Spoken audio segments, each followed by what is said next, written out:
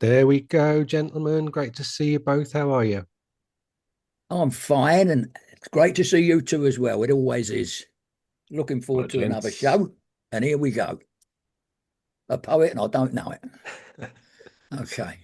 You well, though?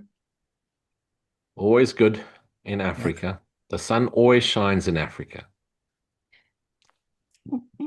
It shines a lot here as well. It's been 100 degrees for the past couple of weeks. Oh my Gosh, God, it's just, I suppose it's going to be thunderstorm today, but at least they'll water the yard for me. we've had a strange thing in England for the first time in years called a summer. I Right. remember one of them in England back in 1975. I think I was working out in a park at the time, and it was a glorious long summer. That's the one only one I can remember when I lived in England. It actually lasted any length of time. In 1975, yeah. Yeah. Yeah, sure, it was 1975. Still My God, it's spoken 50 of. years ago. We've got about 17 months of summer in South Africa.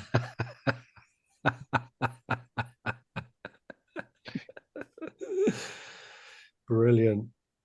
So, as you both know, I've got a special edition of the course. I have the leap year edition Right. with 366 lessons in the workbook. All right. Um, Okay. yeah, and 32 chapters in the text. And obviously, I keep that lesson to myself because I'm special and it's something just for me. I believe that Okay. God entered the dream momentarily just so that I could have this special version of the course. But I try to not make a big song and dance about it. I just, Well, I can't fault you. yeah. Yeah, you shouldn't tell anyone about that. Yeah, keep it a secret, man. It's for you. Absolutely. Keep it a secret. So I don't have this section. Are changes required in the life situation of God's teachers? Because I'm obviously already perfect and got everything nailed on. So I've looked Well, it that's up why I sent you. online. That's why I sent you an extra chapter. Then you're so perfect. You need this extra chapter. Well, that don't make sense. Everybody needs at least one special friend.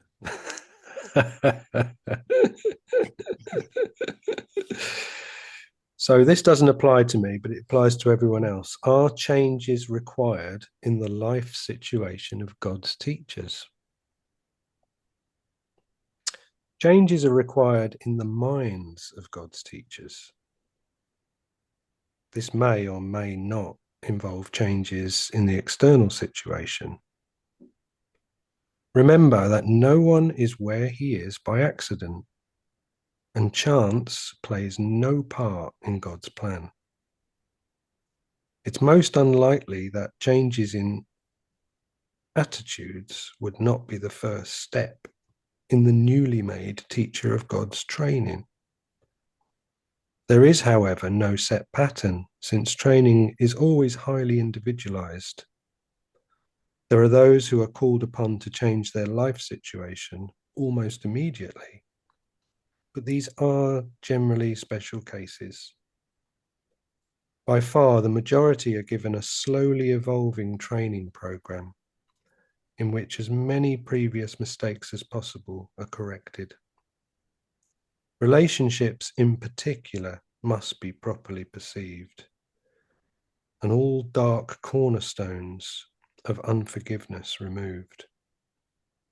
Otherwise, the old thought system still has a basis for return. As the teacher of God advances in his training, he learns one lesson with increasing thoroughness. He does not make his own decisions. He asks his teacher for his answer, and it is this he follows as his guide for action. This becomes easier and easier as the teacher of God learns to give up his own judgment. The giving up of judgment, the obvious prerequisite for hearing God's voice, is usually a fairly slow process, not because it's difficult, but because it is apt to be perceived as personally insulting. The world's training is directed towards achieving a goal in direct opposition to that of our curriculum. The world trains for reliance on one's judgment as the criterion for maturity and strength. Our curriculum trains for the relinquishment of judgment as the necessary condition of salvation. Well, one thing I'd like to say about that to start is that before I started the course, I used to know my fair share of angry and unreasonable people. And now I don't really know any angry or unreasonable people. They gradually either stopped being angry and unreasonable or disappeared out of my life. But I realise now it was my perception of them that changed. You see, like as I absorbed the course, like I said once before, like the first thing that hit me was that when I realised that I had no past. But what hit me harder was if I'm to believe that, then I've got to believe that neither is anybody else. So what am I getting angry about with them? I'd bring that under control. And it's like the change is required. I mean, like it's realizing that it's a choice between being angry or not being angry, because you get angry, you only hurt yourself, really. Anger sort of like it causes just the anger subsides, you always wish that you hadn't got angry. And also if you get angry with someone, they're liable to reflect it back, and it escalates, and it ends up, it's a hard choice to make because some people appear to be very annoying, or they did, you know. But it's just whether you choose to accept that. If you perceive, I think I said this last week, something about that. But if you accept that, then you're going to get annoyed as well. But just, okay, let's talk about this differently. Let's realize something, It makes for a much happier life. Are you suggesting that you could see peace instead of that? I can see peace instead of that. I can see, I can see peace instead of that. It took me a lot of years, but I do see peace instead of that. There's nobody in my life who I hate, who I'm actually really angry with or anything. Perhaps it's because I lead a quiet life these days. But then again, that's a reflection of myself anyway. I'm at peace, so I project a peaceful life. So you haven't been to any Course in Miracles retreats recently? No, I haven't. The last one I went. No, I tend to keep myself to myself. As a sharer or teacher or sharer, whatever you want to call it, of Course in Miracles, I find I'm happy just teaching it from the computer. No, I don't feel the need. I mean, I think it's great, these festivals and all that, and everybody getting together and all that. I think it's wonderful. But me, I'd rather just do my own thing. Yeah. And don't read the comments. My part in it is what I do. Do not read the comments. Because the keyboard warriors come out. Yeah. And well, it's the old thing. If you ain't got nothing nice to say, don't say. Well, isn't that just the truth? In actual fact, the greatest challenge for any of us on this non-dual path is the non-judgment. For me, the forgiveness, I wouldn't say was instantly easy, but as soon as I understood what true forgiveness meant, there was an instant click, and it was easy to recognize my part in it. The dreaming mind projected this character through which I perceive my error, and hereby try and use my judgmental filters perception to stay trapped in the world by finding error and judgment. Yeah. And that was the next step. That's been the challenge. And I'm now 15, 16 years into the course, I think. And it's only in this year that it really, the echoes of eternity really brought it into the present moment awareness, and the relinquishment of judgment. Our curriculum trains for the relinquishment of judgment as the necessary condition of salvation. What's the condition of salvation? One of Leon's favorite sayings is, God comes to a quiet mind. God only comes to a quiet mind. And why is that? Because a quiet mind is a non-judgmental mind. It's not judging. It's present in God's presence, no judgment, the awareness of awareness. And the challenge has been, because the broadcast is continuous, and the broadcast is always either rank ordering, comparing, judging, criticizing, resisting. And when you're aware of those broadcasts and you've done this, the self-inquiry, try to find the source of those judgment broadcasts and recognize there is none. It's from a false source. True source is the present moment awareness. It's the awareness of being. Now you catch those broadcasts. You once thought it was your mind thinking, you were thinking. As the Course often says, there's only really one mind, capital M mind. But when it says little minds, as in the first sentence, it's talking of the fractured parts of our Son of God's dreaming mind. So the appearance of you and I have minds. We don't have minds of our individual own. There's no individual with a mind. There's one mind dreaming. And even the part that dreams is still part of the one mind. It's just the illusionary part of the one mind. And therein is the requirement of vigilance, as Jesus spoke in and was recorded in the New Testament, is keep your lanterns burning, because the thief, the ego, comes in through the back door in the middle of the night when you're unaware, when you're unconscious, when you're trapped in the duality. Keep your lanterns burning, vigilance. And once that vigilance, that present moment awareness vigilance kicks in, because of our willingness to see anew, our willingness to align with the memory for God, the Holy Spirit within, then we catch it. The Son catches it. And no thanks. I could see peace instead of this. No thanks.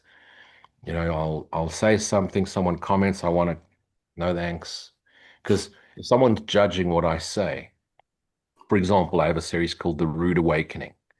That should be a warning. Then there's a label on the front of each advertisement that says PG 33, because 33 is a sacred number. And 21, you're too young for the course at 21. So it's got to be 33, gentlemen. And they come on and go, but this is so rude, and you use foul language, and you smoke cigarettes while you talk. And I want to do the argo, and they'll catch it. Hang a second. They're judging, I'm judging, they're judging. I'm straight back into it. Let it go.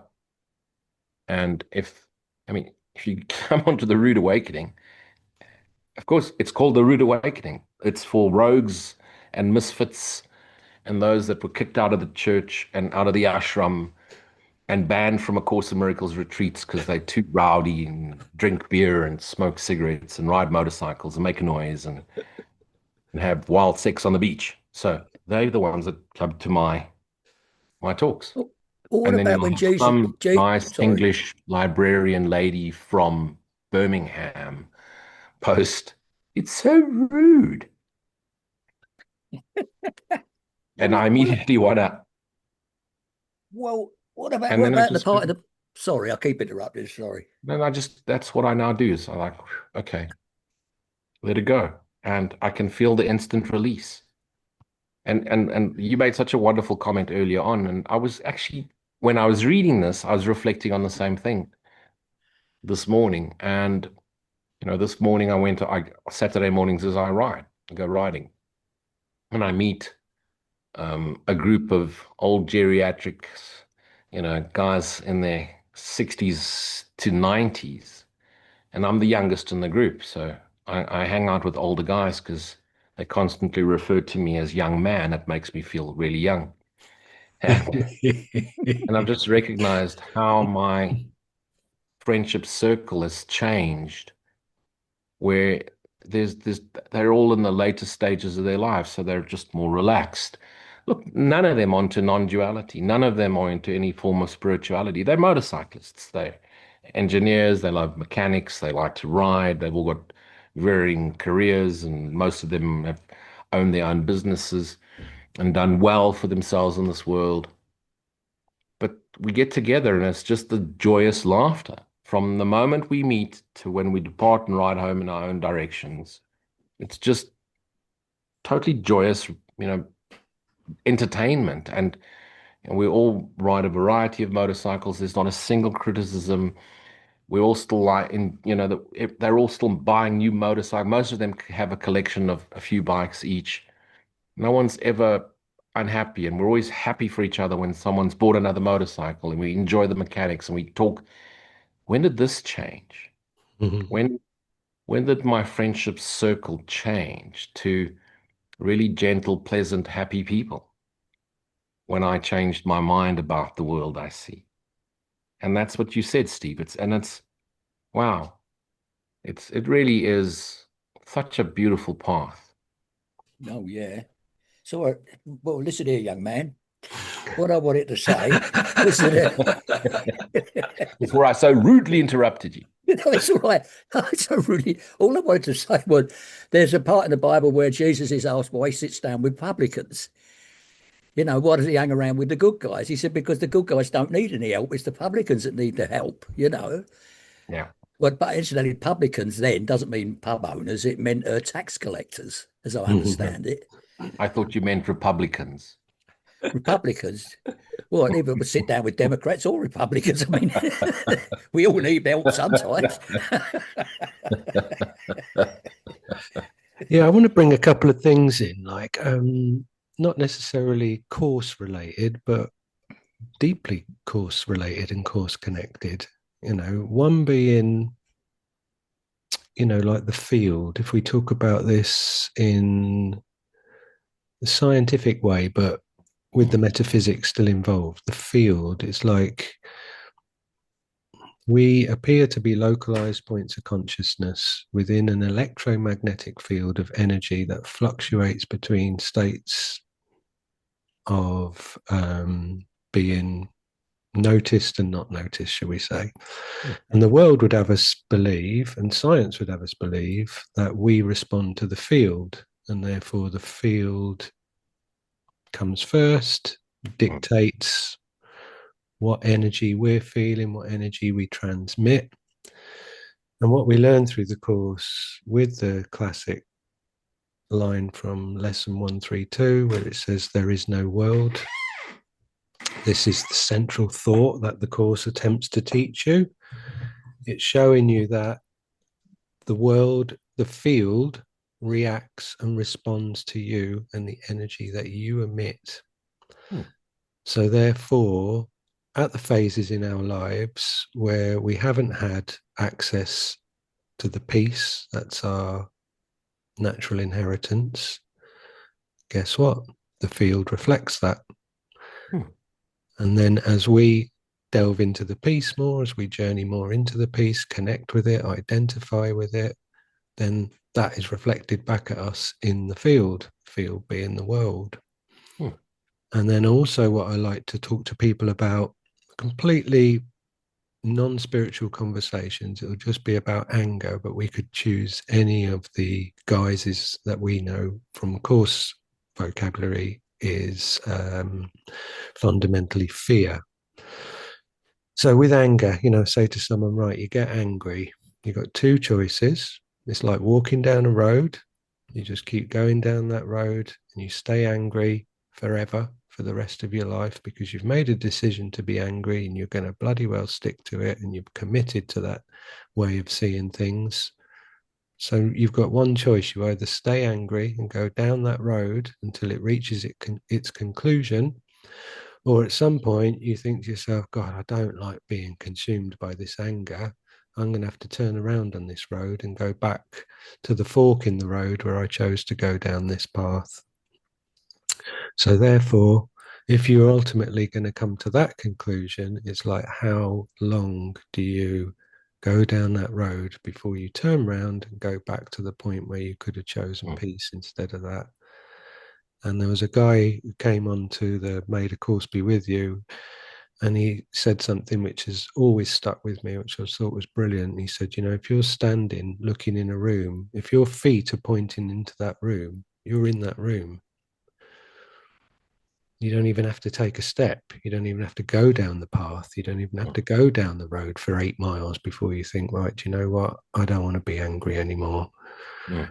I'm going to turn back and I'm going back to the peace. But these things are like a maturity, and they're probably reflected in some of what we're looking at today in terms of like the reason this movement into a peaceful connection with consciousness and awareness has to be gradual and gentle. You can't be made to feel like you're having your toys ripped out of your hands. Otherwise, you're going to kick and scream, and you're going to think of this process as being something that's taking something away from you that you do want.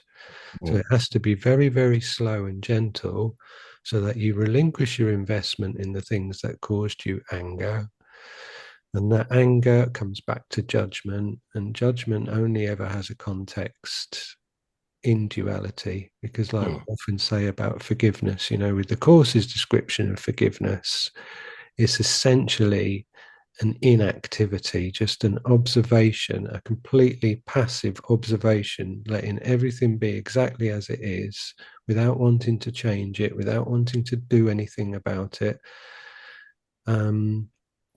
And to identify with that doesn't mean that the judgments aren't going to arise in your awareness. You know, thoughts arise. It's just whether you identify with them. If your feet are pointing into that room, you know, are you going to step into that room? Are you going to go down that path? Are you going to go down that road? Or are you just going to be aware of the mechanisms of mind with a little m, like you say, Lou, and forgive that, as you were saying about your experiences this year, realizing judgment exists and then identifying with the part of your mind that's observed the judgment and just chucking that in the pot of all things that need to be forgiven.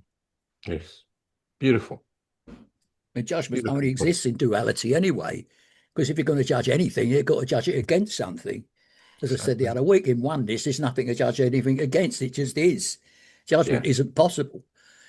You know, this is something that exists here. You know, by removing best you can judgment from yourself, you're getting closer and closer to home. You know, in the silence of peace. You know, incidentally, what you said there about fields, and this is a video I made I made a video some time back about the flower of life.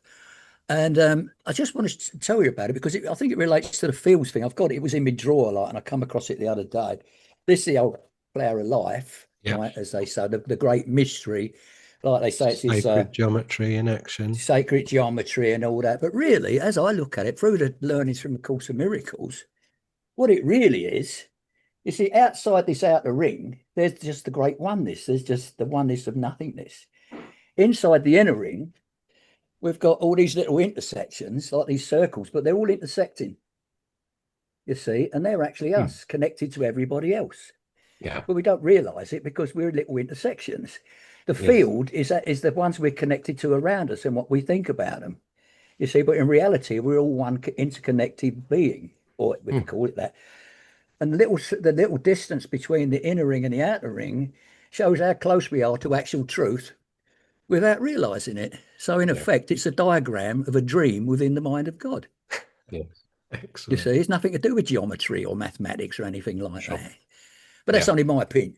You know, but when I first saw that years ago, I thought, well, how's that supposed to give it any idea of the meaning of life? But after studying the course, I understood what it could actually mean.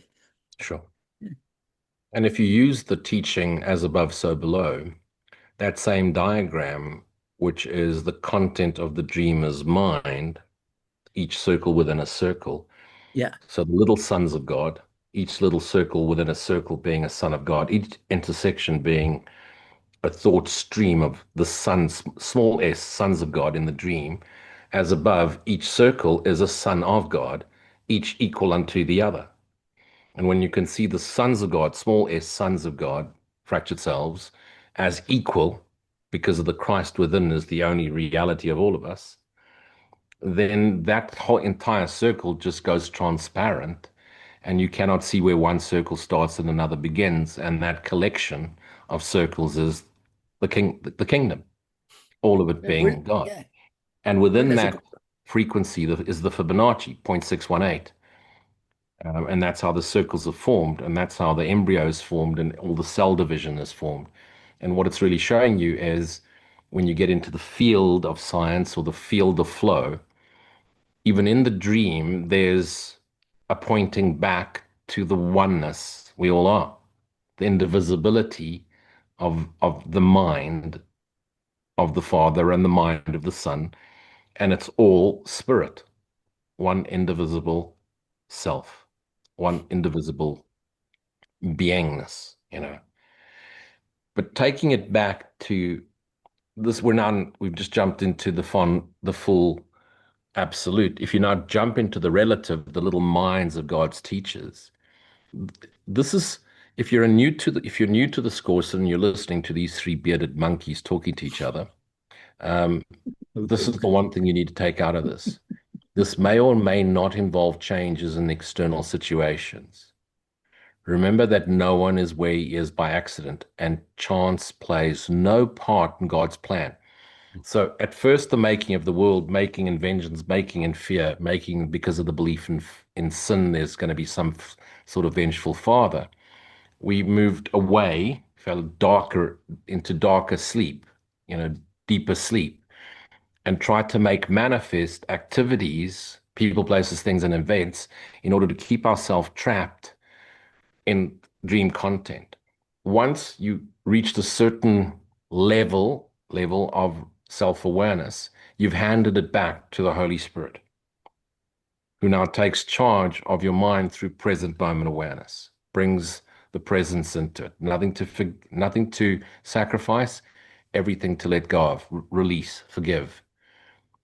Be very wary, because this is, and if you look at the levels of development of trust, this is where the challenge comes in. You start to think that now you need to act more spiritual. You need to get rid of this. You need to speak in softer tones. You need to change your wardrobe, shave your head, and wear an get some orange robe or sandals. Jesus sandals and paisley Yeah, colored grandmother's curtains. And hey, none of that's required. You know, be authentic to yourself, play out your fractured mirrors, desires and needs, and whatever it is you pursue, because in everything is the echo of eternity. Nothing to give up. You don't get rid of your family and go follow some guru or some holy teacher. It's each one of us fractures appears to be unique. What makes us unique is not true. What makes us identical is, and what makes us identical is the Christ within.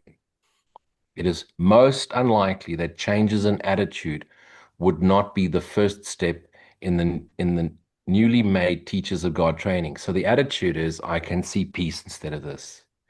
It's the recognition before I judge, before I make up my mind, before I decide what I need to do. You're doing nothing. I need do nothing means you can do nothing. No matter what appearance of doing appears, you're still doing nothing. It's really the non-doing. There is, however, no set pattern, since training is always highly individualized, or so it appears. Okay. And there are those who are called upon to change their life situation almost immediately. But these are generally special cases. And let's just have some fun with this. If you all of a sudden give up everything, buy a donkey, and I travel around the world teaching Course in Miracles, you are a special case. It means you are a deeply special ego. And so you needed a radical shift in perspective. If you're just going through a gentle transition, the relinquishment of the desire for earthly material things, power, fame, special love relationship, it's because you've already done the work. And you may not have remembered doing the work. You may not think you're intelligent or have great memory and can recite many passages in the course. You're here because you're meant to be. Don't now become afraid and think you need to change anything. Give this up. You don't have to give up anything. Just the minute you give something up, you've made it real and now you want to throw it away. The minute you try and hang on to it, you've made it real, you want to hang on to it. no resistance. Let go, open hand, open mind. But recognize this is really that one chapter that says, recognize you don't know anything. You cannot know anything. There's nothing to know. If you take the collective knowledge of every little fractured mind in the universe and you put it all together, it still knows nothing. True knowing is being. And in being, there's no thing to know. There's just the awareness of being. And even the awareness of being is a concession for something that cannot be explained. But take heed in this specific chapter. Don't try and change. Don't try and become spiritual. You know, it's not calling you to give up your day job, abandon your family, and now go and teach spirituality and do ashrams and retreats. Be authentic to your fractured self's appearance and talented nature, and just go out and pour yourself back into it. Don't try and detach. Don't run away. Love all of your fractured mirror. Don't try and polish the mirror in order to change the image. Accept all of it and recognize it starts to reflect back at you. It's taken me 58 years to figure this out. That's why we learn from each other. How would we have recognized the non-duality having been raised Christian if it wasn't for a Jesus who transcended non-duality and left clues and messages along the way? Learn from one another. You don't have to fall in a hole to recognize there's a hole there. You can watch your brothers that fell in there before you and learn not to do this, not to make the same mistake. It's given a slowly evolving, and the word evolving is the eve of love, a slowly evolving training program in which as many previous mistakes as possible are corrected. It's seeing anew, especially relationships. Don't be in a hurry to change your life. Give things up. Okay, that's me. Fantastic, dude. I love that. There's a couple of things I want to just weave together from what you've said there. That was absolutely brilliant. It was. It was. It was brilliant. Brilliant. It's because I'm special, guys. I mean, indeed you are. Otherwise, you wouldn't be on here. That's right. We wouldn't hang around with him otherwise, would we, Steve? It is written.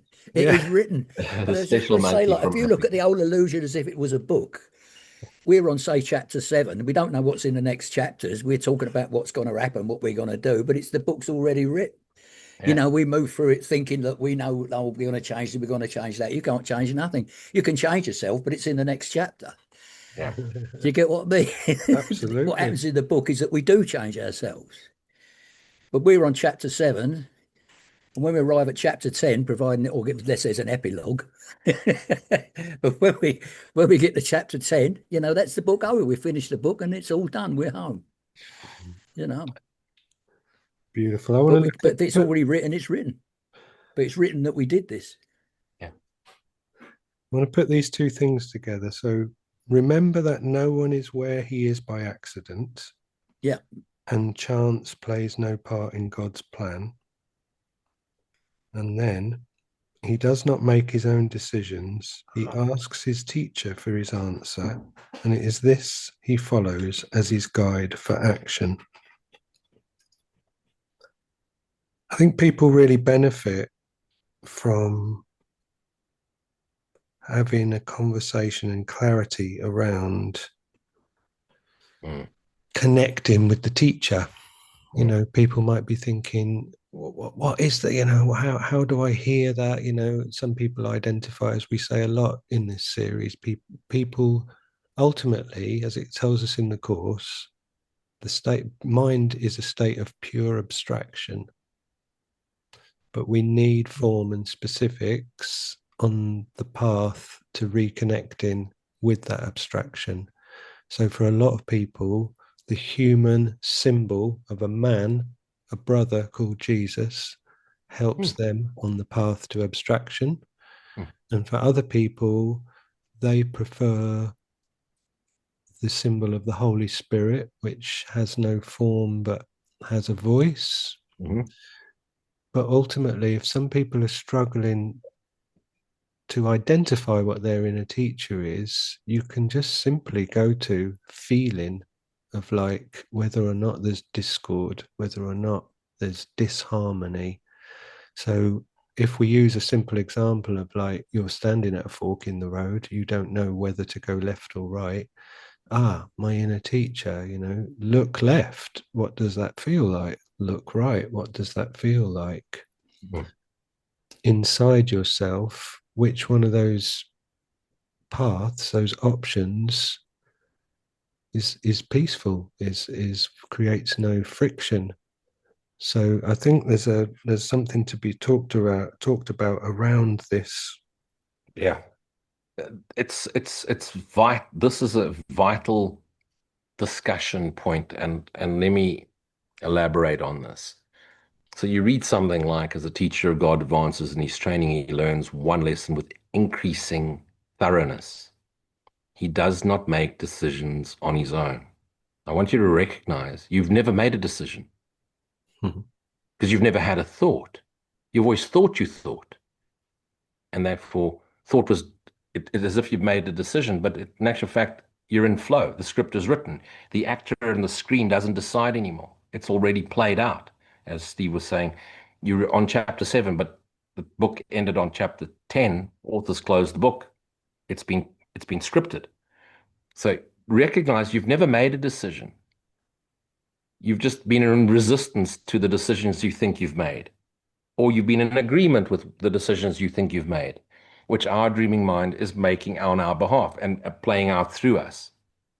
He asks his teacher, capital T, for his answer. So we're talking directly to the voice for God, the memory of God within. We're talking to our Father through our higher self, our Holy Spirit, for his answer. And it is this he follows as his guide for action. This becomes easier and easier as the teacher of God learns to give up his own judgment. Okay, so people ask me, but hang on a second, Lou. I've now given it over to the Holy Spirit, but I'm not hearing anything. I'm not hearing the voice for God. Yeah. No, you will not hear the voice for God. If you're hearing voices, you've got to see those nice people that dress in white and give you pills and then give you this beautiful white jacket that generally sort of belts up at the back or zips up at the back. I've got And one of they, those. you do? Yeah. Okay. I gave mine away, so I no longer have it. And they put you in those nice padded white cells with soft music in the background so you can't harm yourself or anyone else. So if you're hearing voices, ooh, ooh, okay, no matter who they are, ascended, disaster, master, doesn't matter. If they appear and disappear, it's not real. Inner voice is silent. It's simply your willingness to take a pause, stop for a second before you judge, before you attack, before you comment. Sections down below. Before you comment, pause. Is it necessary? Am I really commenting to say thank you to my brothers? Or do I need everybody to realize how special I am and I know better? Or you're just crying for love and you need to tell your story? There's 3 reasons why most people post. Comments down below. Remember this before you post. So, before you bleh, stop. Take a deep breath. Align. What does alignment mean? I could see peace instead of this. Show me another way to see this. Pause. Rest. Inspiration is spontaneous and without thought. Inspiration, there's no pre-thought. Leon, when your music flows through you, Steve, when your creativity and music and art flows through you, if you recognize there's no pre-thought, there's just flow. And words may come with it, obviously, in terms of lyrics and music or creativity in your talk, Steve, but there's no more thinking. And words are flowing, but you haven't thought about it before. You haven't sat down, Leon, and said, okay, tonight I'm writing a love song. Steve hasn't said, tonight I'm going to go and talk about ostriches on safari in Africa and how they brought him enlightenment. He's just bleh, and ostriches came out. Don't expect to hear a voice. Yap, yap, yap. You should do this. Or some apparition where an angelic figure appears in front of you and says, change your life, donate all your money, and give Louis all your money so you can buy more motorcycles. Well, maybe that might be true. If he says that, it's true. Then listen. Okay, so don't expect a voice. Abide. Silence. Gratitude. And when the inspiration comes, it comes with total clarity. And there's no pre-thought. There's no afterthought. There's a pure awareness and an inspiration that wants to flow through you. And if it hasn't come with total clarity, pause. You haven't forgiven enough for the clarity to come. Your mind isn't sufficiently quiet enough. Your fractured mind isn't sufficiently quiet enough for the inspiration to flow through it. What does it mean, a quiet mind? The filters are gone. Quiet mind is a mind with no filters. And so the light flows through it. I'm using words, but the light flows through it unencumbered. Abide. Don't be in a hurry. The whole purpose of learning patience is to be present in timelessness. Boom. Does not make his own decisions. He asks his teachers. Who are you asking? You're asking your highest self. The answer's already within you. It's your simple willingness to ask, and you will be shown with clarity. And it is this he follows as his guide for action. This becomes easier and easier. Do not rush through this. The giving up of judgment, the obvious prerequisite for hearing God's voice, is usually a fairly slow process, not because it is difficult, but because you little shits, you Course in Miracle students, yes, I'm pointing at you, are mirrors, because it is apt to be perceived as personally insulting. Why? Because we all know better. We've read the course twice. We're now all experts in what God wants. Be patient with yourself. Be patient with your teachers. You're going to be making references to this and that and telling their life stories. And some teachers are still crying for love and some are just offering love. Before you comment, before you judge, hey, what are you doing? What are you doing? And if you can get accustomed to that pause before I blah, you'll see how beautiful it aligns you. Take it from a guy who could forgive, but the judgment has taken me lifetimes. And in this lifetime, in the light of all eternity, what's 100 years? So it's only of late, and I say in the last year or two, where the clarity of my own self-judgment has really become obvious. And that came through a willingness to go, don't comment. That's the same happened to me when I decided to start teaching the lessons. I know what the lesson is, and I just start speaking. It just comes out. I mean, I'm speaking from my own understanding. But if Jesus is, of the Holy Spirit speaking through my brain, he can only use what's in the brain. Like, you can use a computer. You can only make the computer do what it's programmed to do. Sure. And what I've learned from the course in my way of interpreting it, like if he speaks through me, which he does, I know because it just flows. And afterwards, sometimes I have to listen to it myself to really take in what I've just said.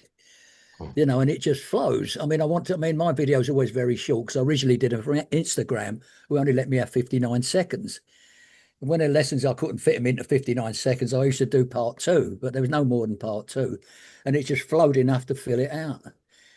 The reason why I wanted to do them so short anyway, to make them so precise, is because I think, as I've said before, in my travels, I met lots of people who had the Course in Miracles on their bookshelf, but they just tried to read it, decided it was too convoluted, and stuck it on the shelf and forgot about it.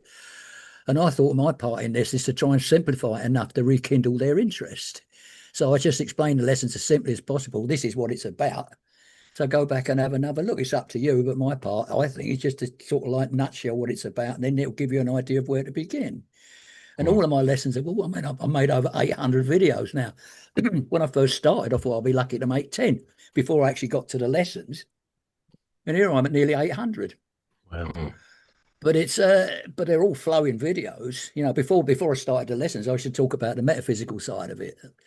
But it's all interesting stuff. I know some teachers say like the metaphysics isn't important. But it is for me, because it had to make sense to me before I could start teaching it. I couldn't just say, right, you've got to love each other. I've got to explain why you've got to love each other and what the reasoning is, what is the backup for all this. You know, I understand the metaphysics pretty well, you know. So, but to me, I had to understand the metaphysics, and the way I teach things or share things, rather, as any way you want to put it, is for people who need to understand the metaphysics. Not everybody does, you know. Like good old Ken Wapnick said, like just be kind. Well, that's cool, but you can't tell people just be kind. I mean, he had to teach. I mean, he was teased to do. He was I mean, not. I love Ken Wapnick is great, but even he doesn't suit everybody. His university lecturer style, you know, doesn't suit everybody, you know, but he suits a lot of people. Mm. I mean, like, when I stayed with Dave Hoffmeister once, like, you know, he invited me and my wife over to his place, and before we parted, he said to me, like, "I speak from the heart," meaning himself, "and you talk to the man in the street," which I suppose is true. Mm. Because if you speak to the man in the street with something that makes sense, then he's more likely to carry on, take more likely, sorry, to take an interest in what you are saying. You know, Yeah, I that's don't my like part. speaking to the man in the street. They just piss me off. Well, they don't piss me off, but that's the difference, I suppose. I mean, I You don't speak from know. the heart. I I, d- speak from the man in the street.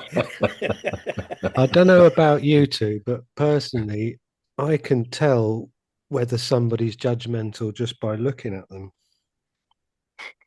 Well, that's a special judgment in itself, The, isn't the special gift, it? Leon. You have a Special special gift gift you got, a special gift of judgment before even talking about it. Yeah, just by looking. Is that with or without your glasses on? Doesn't matter. Doesn't matter. I can just tell. And that's why you hoot at women that walk past your car mm, even while they're carrying cake. yeah. That's right. Brilliant. How Let's, do I know you do that? Because you see, I have this special gift of psychic ability, and I know you do that. What a gift! What a I gift! reckon it sounds like a change is required in your situation, Lou. Yeah. It does say in my special edition, if you've got more than 5 motorcycles, then you won't be allowed back into heaven. I don't know. All he's only Well, got I to do is still sell have one, then. time to sell a few, so Well, just sell one. The problem's solved.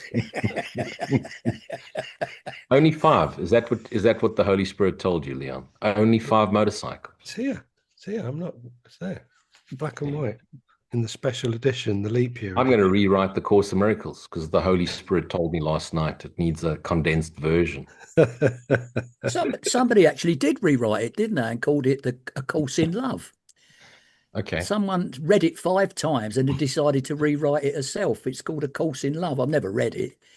Oh, Lloyd Lapp, you know, Lloyd Lapp, he read it and said, well, it wasn't for him, shall we say. Right.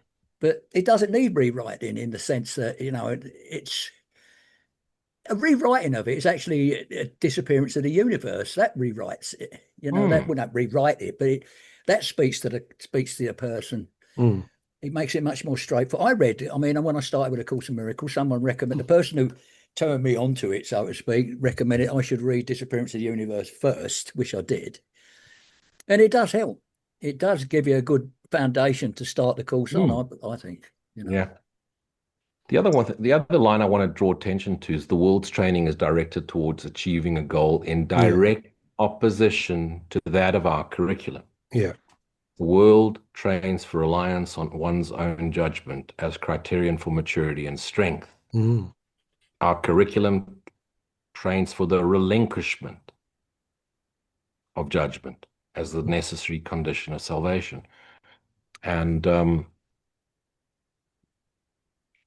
I was reading this same section to a friend a couple of years back, and he's got a wicked sense of humor, and he was going through quite a difficult divorce at the time. And he said to me, but this is good advice for married men. He said, just replace the word teacher with wife, you know. And he asks his wife for her answer. And as he follows her as his guide for action, this becomes easier and easier. So don't argue with the wife, just listen and do whatever you're told. Now, if you could just imagine the Holy Spirit with a wooden spoon, you know, and you got smacked every time you didn't listen, it would be so much easier. But then you're going to be upset because you're getting smacked. And this is why the quiet time is so important. So there's no need for a wooden spoon. And it's that rules for decision. I could see peace instead of this. Pause. Mm. Our grandmothers all used to say, count to 100 before you get angry, Mm. which was the opposite of my father's advice. Punch him first before he punches you, type of Yeah, my thing. mother was like that. Don't argue, just hit him. That was my mother. So it's that take just pause and look at where the thought's coming from. Is Mm. it coming from unconditional love? Or is it coming from judgment or a cry for love? And I could see peace instead of this. Mm. Is another way to see it. And the minute we're willing to relinquish our own will, our own desire, our own forceful direction, it just becomes so much easier. Now, we've all got to go through this because it's only through the path of experiencing what we don't want do we have sufficient wisdom to negate, I no longer want this. Mm. I choose peace instead of this. It's not I choose X, Y, and Z instead of this. It's I choose peace instead of this. It's always returning to peace. I don't know what's good for me. Let me not choose. And I mean, that sounds very unambitious. Do not ever use this in an interview, a job interview, because they're going to say, oh, well, no ambition, useless. You're going to do nothing. But it's really not pre-deciding. It's allowing it to be shown. And if you and take it from someone who's spent his whole life in strategy and marketing and business and driving and planning, I didn't think it was possible until it started giving me proof, because the Holy Spirit will always give you proof. And in my willingness to surrender and abide and just stay in a state of gratitude, the clarity would come, And that's when I changed my career and moved into fixing companies. Because in previous attempts of turning businesses around, it took so much effort and strategy and quoting from textbooks and getting everybody to align and have workshops where everybody has an input. I just went quiet, came back, shared it. Everybody loved it, and things would just align. Why is that? Holy Spirit knows what's the best direction for all of it. And interestingly enough, people that wouldn't want to align would just leave. They wouldn't want to stay. No one was ever forced to go. Mm. Didn't have to get rid of anyone, didn't have to fire anyone. And amazingly, the minute you took a certain direction, all the right people would come on board. And, I became well known for a turnaround guy in South Africa. And everybody thought it's because of my qualifications and background. It wasn't. It was just because of the stillness, my willingness to be shown, and the clarity of the path was directly ahead of me. Well, it's funny you're talking about job interviews because I spent in my long and varied career, I spent 6 years in transport. When I first went for an interview, I was just looking for a job. I just wanted a job. And there was a vacancy for a trainee transport operator. I never had anything to do with transport before, but I got an interview and I went along and he's talking about this job. And he said to me, the boss, he said, so what makes you want to be a trainee transport operator? I said, well, I don't really. I said, all I ever wanted to be was a rock and roll star. And he stared at me, he stared at me for about 30 seconds. He said, right, okay. All right, well, we'll let you know. And off I went. And I got a phone call on the following Monday saying, you've got the job. Bring your guitar. I was so shocked him, he gave me the job. And I ended up the manager. So it was really, from his point of view, it was a good choice because I took to the job like the old proverbial duck to water. But I couldn't tell him that I'd always wanted to be a transport operator. I didn't even know what a transport operator did at the time. But I did. At that time, I wasn't an aspiring rock and roll star. It didn't happen, but I had a great time playing in bands over the years and all that. But by being honest with him, I ended up with a job, and I enjoyed that job while I was doing it. I only left it because the company relocated to a place I didn't want to relocate to. But it was a good time. I got What's that wrong just by with being what honest. was wrong with Outer Mongolia? It's a bit it's a bit all them long deserts and stuff like that, it's a bit boring, and it just not much goes on there really. Sounds very judgmental, Steve. Those Well, that's camels, what I you thought. could have found a lot of forgiveness in those camels. Well, if I'd have gone to Outer Mongolia, I might have liked it, I never know, but I just didn't fancy it. But the idea of a transport office and out of Mongolia seemed a bit absurd to me anyway. In control of all the camels. I don't think it's camels, is it? Out Mongolia, it's horses, isn't it? Like the old Mongols, they're a big horsemen. If I remember rightly, the Mongol hordes, it was all about horses. They used to drink horse milk and everything. They were their total means of support. Anyway, I got off subject a bit there. Again, that's just flow. It's Yeah. coming through you, and whoever's listening needs to hear this. Again, Well, they that's might the never. beauty. No judgment. No judgment of what appears, and no judgment of subject object, the decision maker. Because the minute you're judging either this or that subject object, you're straight back into it, and it's going to bring you straight back to that. How do I get out of this? How do I get out of this? Because you're beating yourself up again. There's no getting out of it. There's just releasing it. There's nothing to get out of. There's nothing to change, fix, make better. It's just letting go. It's the relinquishment of judgment. And it's a giving up that gives you everything you've ever wanted. Because you really have no idea what you want. Think about everything you've ever owned, pursued, wanted, desired, chased after. Has it truly given you peace? If that was the case, you wouldn't be here listening. Those who truly are peaceful, those who have quiet minds, those who have the Holy Spirit fully present in their awareness, they have no need for the Course in Miracles. They certainly wouldn't be listening to us. They'd be out there joyously celebrating life and sharing their being with all those around them. So recognize that everyone on the spiritual path is trapped in duality. Very often people that are non-spiritual, kicking a soccer ball around or a rugby ball or riding whatever, they probably have done the work. It's the spiritual ones, the special ones that need the work done. That relates to what we said earlier about Zen and the art of motorcycle maintenance. As I remember from that book, the guy's got this beautiful motorbike that he's really, really proud of, but he knows nothing about the mechanics of it. And he takes it to a mechanic to have it serviced.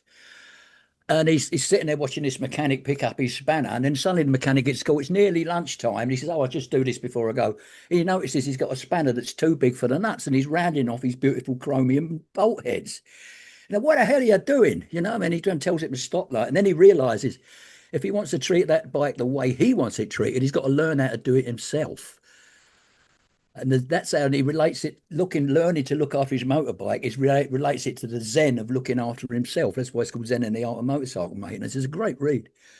That's how it profoundly affected me that way. That was back in, I think it was 1982, I think I read that. That's a long time ago now. But I firmly admit it's one of those books I always remember. There's a reason that forgiveness is like the absolute central driver to this entire system.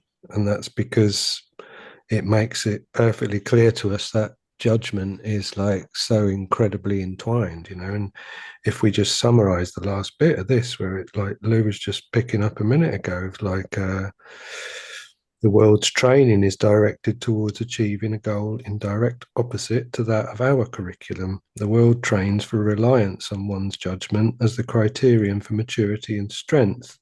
Our curriculum trains for the relinquishment of judgment as the necessary condition of salvation.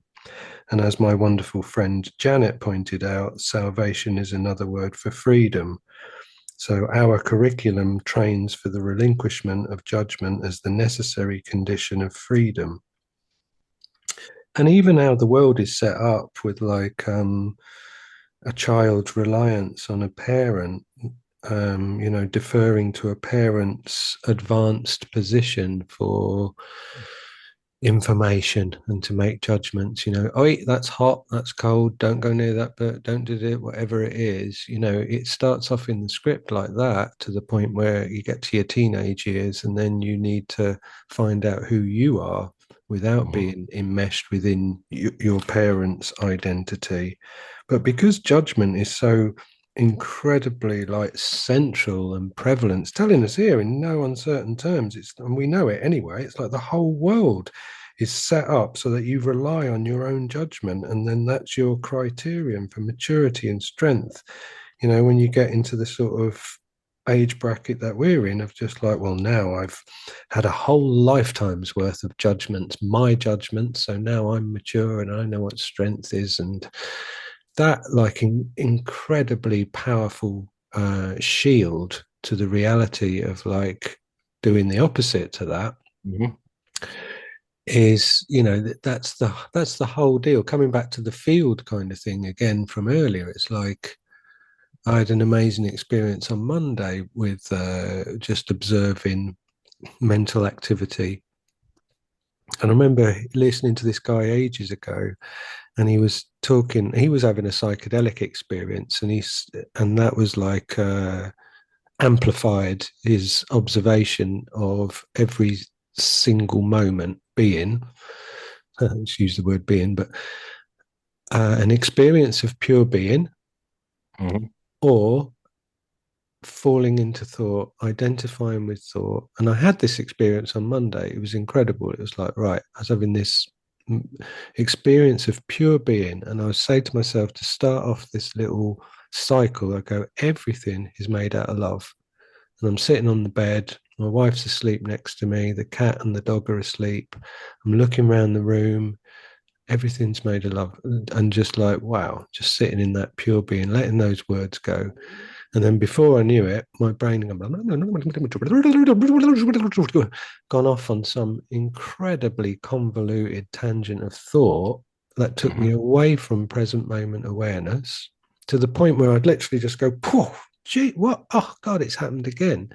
And when I had that bubble burst, although a nanosecond before, I'd had this incredibly multi-layered quote unquote evolution of thinking that got me to a point where I was having such detailed sort of comprehension of whatever it was that I'd gone off on track of.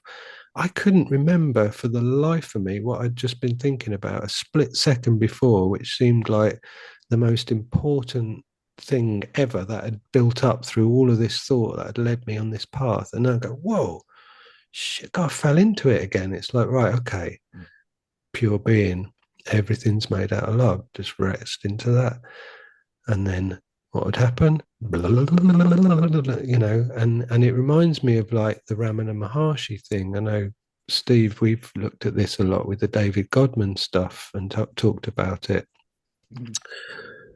Ramana says, doesn't he? He says, like, have a look at your mind, the activity of mind, trace it back, find the I, do the self-inquiry, find the origin of all of this psychobabble. You won't find it, and we know this from the course. The course that tells us it's the same thing, different language.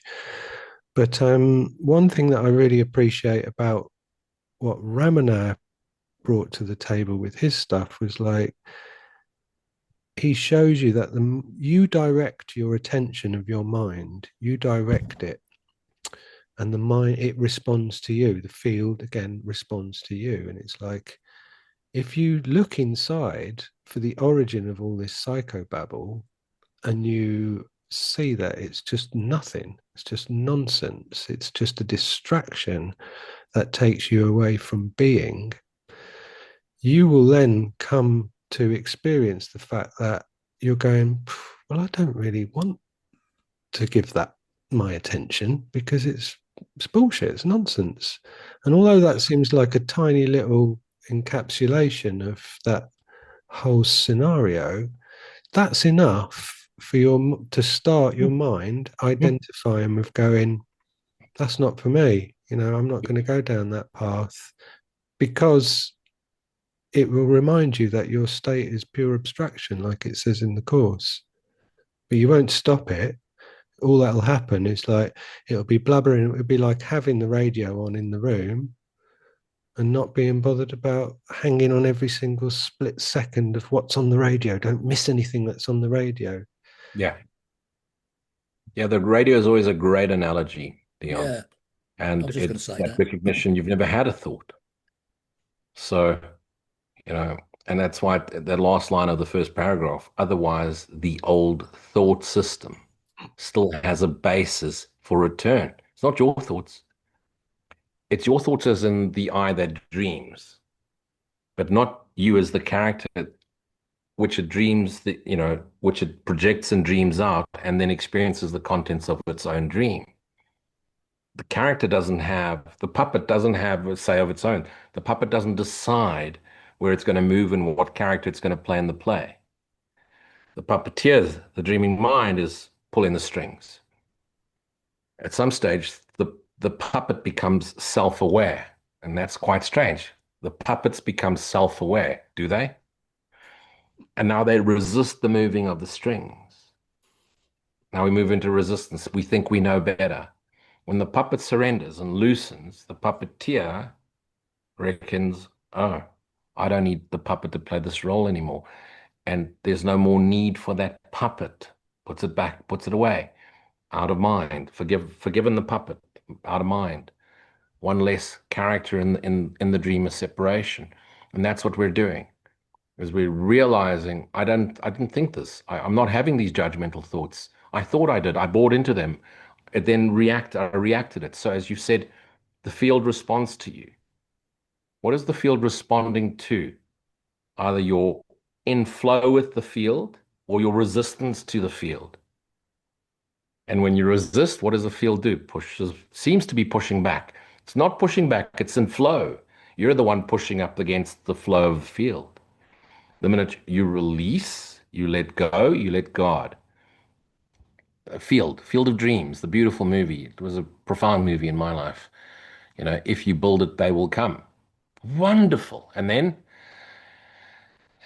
you'll have to sell tickets, and then they'll demand a bigger stadium, and then they'll want more lights, and then they'll decide on who should play and who shouldn't play, and then the fights will break out. And really? If you build it, they will come. Yes, they will, and it'll drive you insane. You could have just left your farm just as it was and had a beautiful field of farming, whatever, and farmed and had been happy. But no, you wanted to build a baseball stadium in the middle of your field, of your crop field.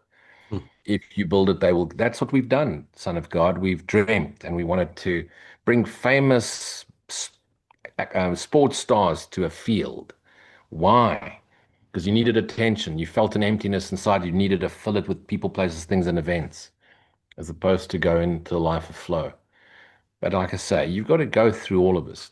Follow your ambitions, follow your desires, the lessons on every decision you think you're deciding for. The decision maker is simply the only real decision is, am I in resistance of, or I'm in flow with?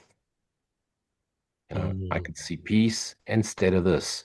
Choosing to see peace instead of this is willing to will God's will. Get out of the way. Get out of the way. Get back into flow. Get into alignment, and it becomes effortless. But if you had said that to 20-year-old Lou or 30-year-old Lou or 40-year-old Lou, no ways. I have a dream. I have a dream. Beautiful. You know what also there, I'm thinking like prayer, the communication.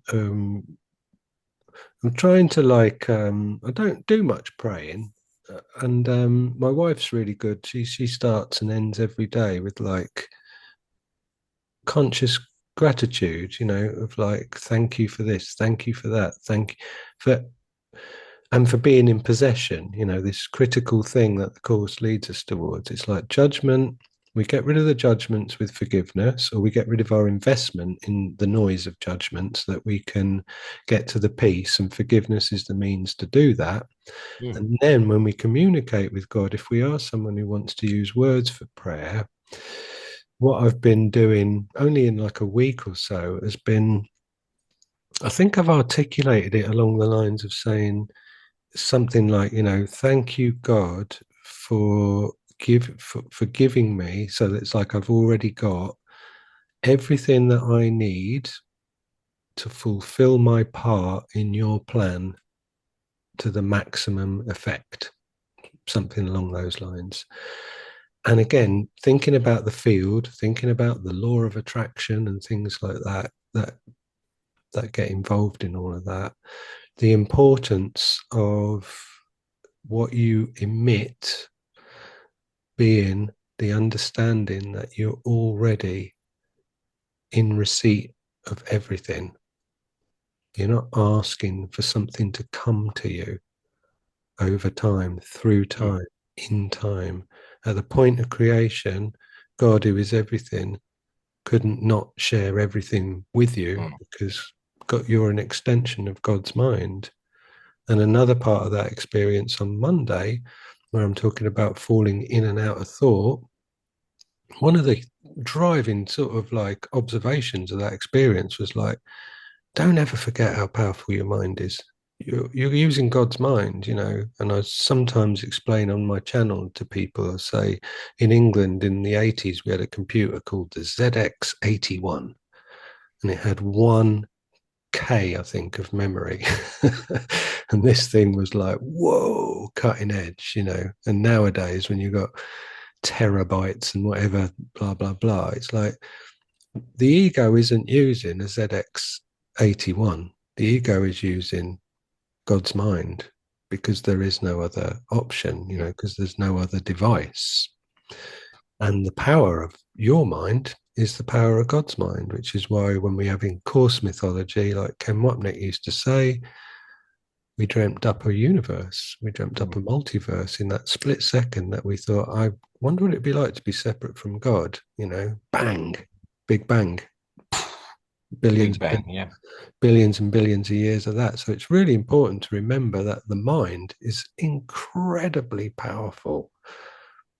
You're not using it, you know, and once you do sort of get to grips with that observation, then you can understand why judgment would arise, and then you understand why judgment would obscure truth, and then we're given the means, forgiveness, to undo our investment in judgment so that we Yeah. can feel the truth again through peace. Like, you know, Rupert Spira would say, wouldn't he? It's like we love and peace are like what words that we use to describe what bleeds through Mm. from outside of the dream, if Yeah. you like. Yeah. Beautifully Yeah, and explained. pure forgiveness is pure forgiveness is forgiving the illusion and everything that's in it. You know, forgiving bits and pieces like forgiving this, forgiving that, forgiving that. Just forgive it all, blanket forgiveness, the whole lot. But Realize that the doesn't whole that thing is an illusion.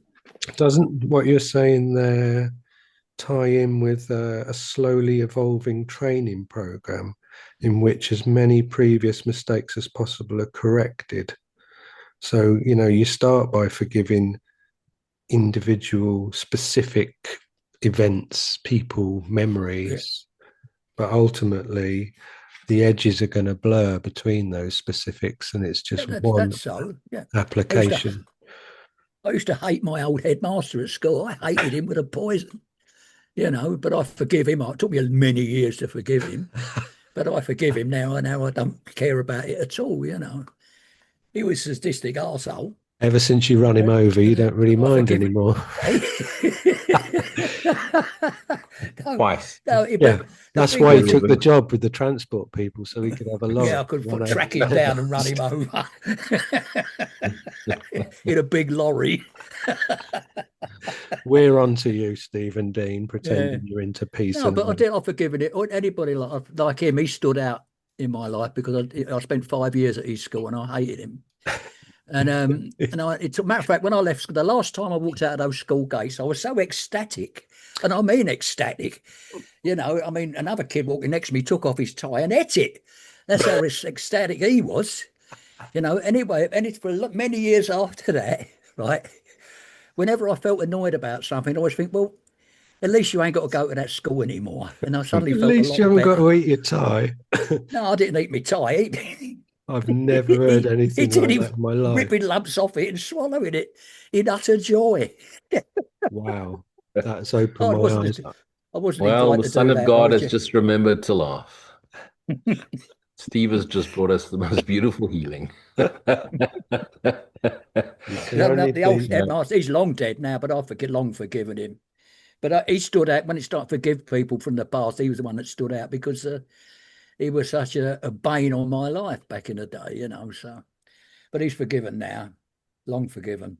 Yeah, Mm. something made me think of there, you're talking of the field and the data, the illusionary data field. Mhm. and Commodore 64. Remember those? Yeah. Oh, Amstrad. Was that an Those. Amstrad, a Commodore 64, was it? They could Yeah. have been the Alan parent Sugar company. Trading. He made a fortune. He did, Alan Sugar. Yeah. He must have created a load of cheap computers in China or somewhere and just sold them cheap, because when computers first come out, it obviously cost a lot of money, as any new technology does, Mm, until they've exhausted the rich people, and then they start on the people with less money by putting the price down. But as Amstrad, he realised he could make it a marketable, it's a big market for a sure. cheap computer, and he made an absolute fortune. Amstrad traded, Alan something Sugar Trading, genius marketing. I bought one for my son. It had a joystick. It didn't have a mouse. It had a joystick. Well, You know, yeah. yeah. So if you think about the field of dreams, Mm. which is just the flow of attention or the presence of awareness, it's one or the other. Mm. It's filled with data, and as you've aptly named it, terabytes, so it's no longer 1 megabyte or 60 gigabytes. It's now however many terabytes. And if you take that word terabytes and just change the pronunciation and the language of it, terror bites, and Yes. that's what we've done. Our dream has become a dream of terror. And what has it done but bitten us in the soul? And this is our dream. Yeah, This there's is our lots of those dream of terror. these little clues in the words that we use to Mm. describe the dream. It's almost like it's a big computer game, and we're in it, like terror bites and stuff like And that. we're getting bitten by the terror in our dream, because Yeah. we wanted this adventure. We wanted to usurp the power of God through our own, what we thought was creation, which just ended up being manifest. And then as we start to see the pattern, what do? We get trapped into law of attraction. Now we want to attract people, places, things, and events to us. Well, there's only one true law, the immutable law of God, and what's given to one is given to all. Mm. If you apply that law in the dream, Mm. law of attraction is actually um, law of reciprocity. Now, it's not an exchange law. It's not reciprocity as in I'll give you this and you'll give me that, which is the terms of special love relationship. True reciprocity is what's given to one is given to all. And when you share everything you have, you get given more than you've ever needed. Why? Because to share it means you already have it. And that's how we relinquish gently and gradually. Because if it gets taken away from you immediately, you'll be resisting and be in denial and fighting it, kicking and screaming every step of the way. That's why for most of us, it's a very gradual, gentle letting go, slowly, eve of love, evolving training program, slowly evolving, slowly bringing us into the recognition of our shared self, our interconnectedness with everything in the universe. We share our being with everything in our universe. Everything is its shared being. And the essential nature of that shared being is joyous peace. The closest we come to the recognition of self in God. So let's be so grateful. I mean, to Ramana Maharishi, there was a ripcord, a ripcord of a yanking out of his young teenage body into a step out and above. And then he spent the rest of his life in an ashram with thousands of annoying devotees bothering him every day while he just tried to read his newspaper on his bed and talk to the donkey and pat the cow on the head. Can you imagine? I can't It, imagine anything worse. And devotees bringing you rice cakes and nonsense. Uh, is that a judgment, Luke? Yes. I'm no, hanging on to that judgment. he didn't It is, actually teach anything for about 20 years or something. I forget how long it was, but it was years before he actually started teaching. yeah. I mean, as I understand it, he'd be sitting in his ashram and people would come to see him, but he didn't want to talk to them. So they just used to sit around him, getting off on his vibe, you know. Yeah, his And highest eventually, teaching was his silence, wasn't it? And yeah, if you yeah, wanted his him peace, the to, peacefulness of the man radiated from him, and they just sat around absorbed in his peacefulness. yeah, I mean, that's I mean, as teaching goes, that's pretty good, you know. it's top To level, just mate. Yeah, That is the top level, that's like the top level, as you say. Meher Baba and people like that who just taught silence.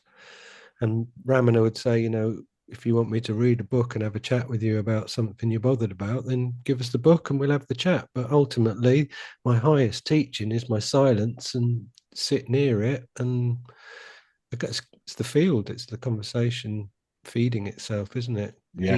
He emitted silence into the field, silence being the ultimate reflection of abstraction, abstraction being the nature of mind, mind being our reality within God's mind. Mind within silence and mind and stillness. holy mind. That's it. Mind within mind and holy mind. The whole mind. Holy, Yeah. whole I mind. know, Yeah. Lou. The silence and stillness of the whole mind is as opposed to the noise and haste of this place. Yeah. Silence, if you achieve silence. I mean, once you get to silence, silence is eternal, isn't it? Once it's silent, it's eternally silence. Silence is akin to oneness when you think about it. Silence can't stop, because if silence stopped, what would happen? More silence. It's always silent, like it's always oneness. That's a really good clue, that, actually. You know. Yeah, notes fade, but silence doesn't. Yeah. And like we were talking about Alan Watts earlier, the three of us, one of his great pointers was like, for melody to exist, for music to exist, it relies on silence between the notes. Otherwise, there could be no melody without those intervals, without that spacing. So actually, the silence between the notes is not only the prerequisite, it's the more valuable, if you can use those words, aspect of the event. Well, the silence is the substrata in which the notes take place. And when the notes fade, the substrate is still there. The screen is still there. The awareness is still there. Also, it's a great example of the positivity and negativity of this place. You got the silence and the sound, the silence, the sound, the silence, the sound, the silence, the sound. It has to exist in this existence because it's only this existence where it could exist. I don't know if there's music in oneness, but it won't be the same as the music we have here. It can't be. Or can it? They better have Led Zeppelin, mate, or I'm not going. No, I doubt it because the angels have been banned from playing jingles in the awareness. They're only allowed in the first stream, not in the. Well, heavy metal's hard to play on harps anyway. Like, no, it just don't work somehow, does it? If you played music in heaven, there would be a war because, Leon wants Led Zeppelin and I want Depeche Mode. That's it. We're in war where there's a war. You just want your own personal Jesus again, don't you? That I do. Someone to hear your prayers and someone who cares. Absolutely. It didn't remind me then of a conversation that we've had, Lou, about the point of where the word holy becomes surplus. Holy Absolutely. instant, holy relationship, holy Son of God, because without an opposite, everything's holy. Yeah. Exactly. Holy fuck, what a realization. Holy shot. Did I just swear on Zoom? I hope not, because you won't be invited back next week, will you, Steve? Oh, I don't know. I might make an exception. God has just answered my I've been known prayer. to utter a cuss every now and again myself, when necessary. I think he was trying to find an out, so he didn't have to hang out with us anymore. And he's been waiting to We're learn talking that, about mate. silent stillness, and that stillness within us calling me to be silent. We can easily mute you. Don't worry about that. Goodness me. Right. Chapter 25, Nisargadatta, I am that. This is called Hold On to I Am. And the question says, are you ever glad or sad? Do you know joy and sorrow? Call them as you please. To me, they are states of mind only, and I'm not the mind. Is love a state of mind? Again, it depends on what you mean by love. Desire is, of course, a state of mind, but the realization of unity is beyond mind. To me, nothing exists by itself. All is the self. All is myself. To see myself in everybody and everybody in myself most certainly is love. When I see something pleasant, I want it. Who exactly wants it? The self or the mind? The question is wrongly put. There is no who. There is desire, fear, anger, and the mind says, this is me, this is mine. There's no thing which could be called me or mine. Desire is a state of mind, perceived and named by the mind. Without the mind perceiving and naming, where is desire? But is there such a thing as perceiving without naming? Of course. Naming cannot go beyond the mind, while perceiving is consciousness itself. When somebody dies, what exactly happens? Nothing happens. Something becomes nothing, nothing was, nothing remains. Surely there's a difference between the living and the dead. You speak of the living as dead and of the dead as living.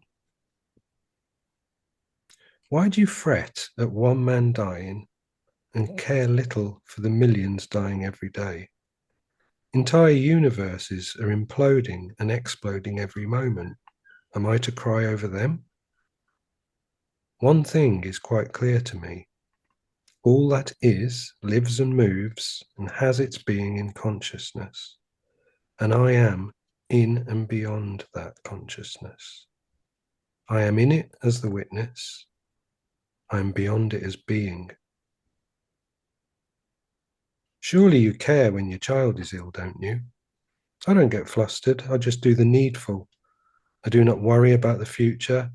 A right response to every situation is in my nature. I do not stop to think what to do. I act and move on.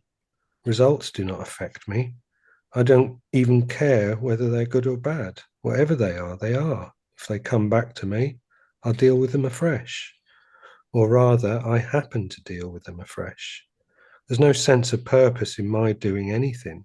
Things happen as they happen, not because I make them happen, but it's because I am that they happen. In reality, nothing ever happens. When the mind is restless, it makes Shiva dance.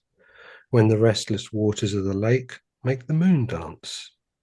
It's all appearance due to wrong ideas. Surely you're aware of many things and behave according to their nature. You treat a child as a child and an adult as an adult.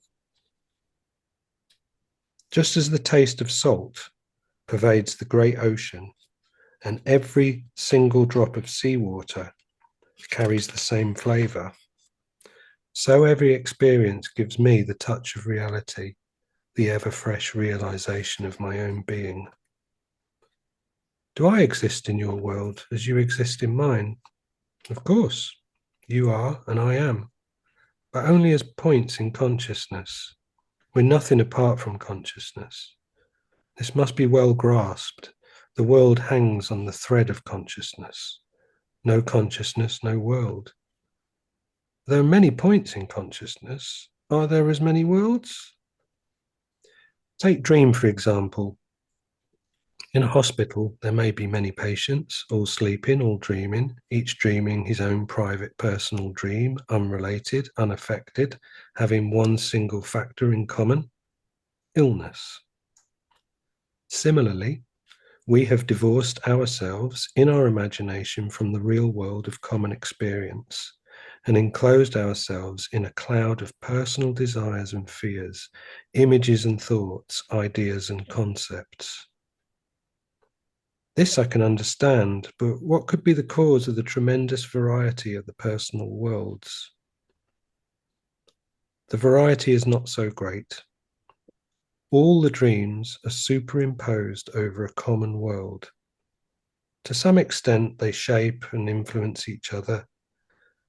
The basic unity operates in spite of all. At the root of it all lies self-forgetfulness, not knowing who I am. Mm. Essentially, he's watching the movie, isn't he? And realizing it's a movie. You know, that bit where he says, what about if your child is ill? And he says, well, he's saying, well, the script gives me the right response. It's there anyway. I'll respond rightfully. Mm-hmm. As you would do if your child was ill. You will respond as is in the script. And how that goes back to he does not make his own decisions. He lets his teacher, he asks his teacher for his answer, and it is this he follows as his guide for action. It's the doing and the not doing. It. It's not an actual, I choose to do this. I'm shown to do that. It's just a spontaneous, natural flow. That is our inherent nature. And if we use forgiveness to remove our investment in judgment, then we dial into it and it's there. Yeah. And we recognize it as a feeling of peace, and peace as an echo of love, and love and peace in this world as an echo of our true state in perfect oneness. Sure. Yeah. And we've only got words as signposts, but we try our best to use as few words as possible, and to use words that are as universally representative and understood as can be to those of us who identify with those words.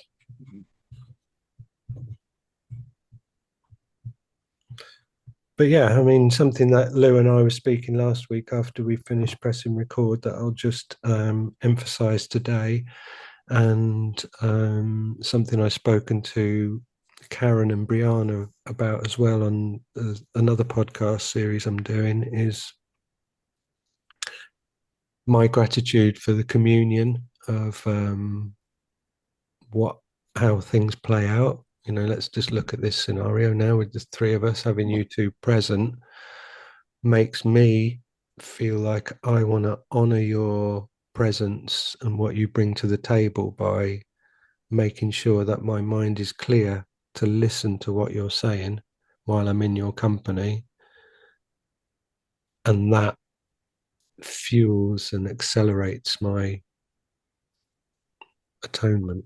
So thank you both very much for all of the time that you spend in my company and for everything that you share. And yeah, I honor that, and I see the God in you both, and give gratitude that it's there and present and that you're here with me. I acknowledge that too. Thanks for that, but don't forget to pay your invoice. Otherwise you'll get a red letter. He's just such a breadhead, isn't he? He's always about money, that one. You can't help it. Right. Remember not to laugh, and I'll see you next time. See you next week. That was great, brothers. Thanks for the time. Thanks for the sharing. Cheers, see everybody. You next time. Cheers. Bye.